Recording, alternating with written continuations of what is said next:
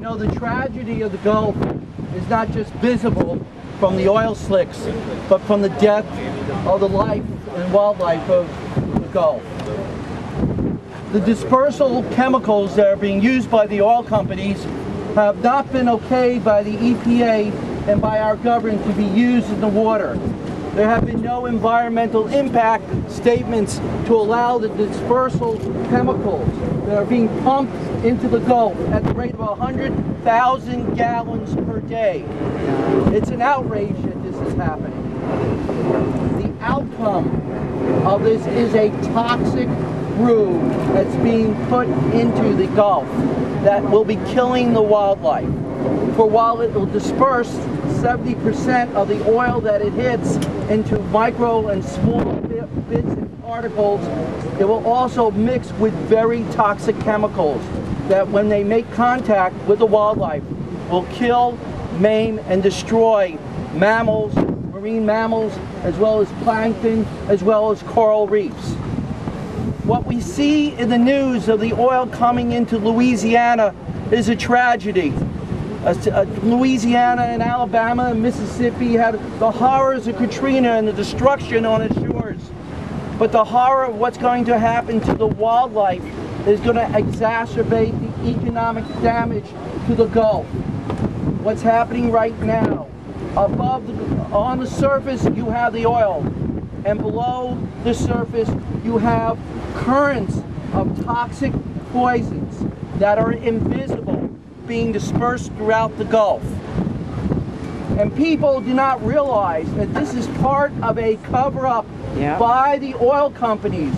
So the oil is not visible. 70% of the oil will not be visible because of this dispersals. And that will result in greater death of our wildlife and greater death of our Gulf. This is all being scientifically established. And the unfortunate thing is this invisible poison, this invisible toxic brew that's going through the Gulf is not visible but underground and going with the currents.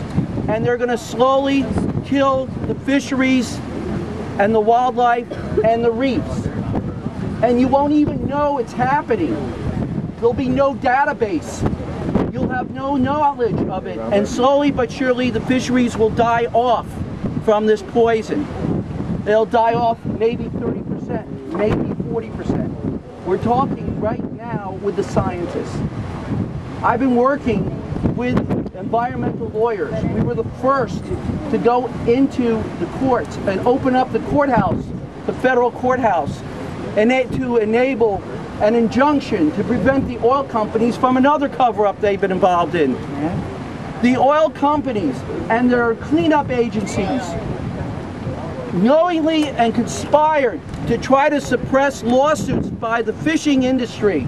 The small fishermen whose oil capacity, whose fishing abilities were going to be knocked out, were approached to help in the cleanup campaign.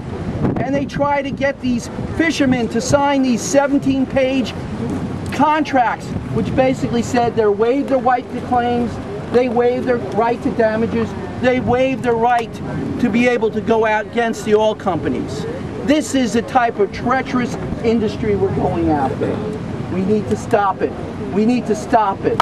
We need to stop drilling now. Stop drilling now.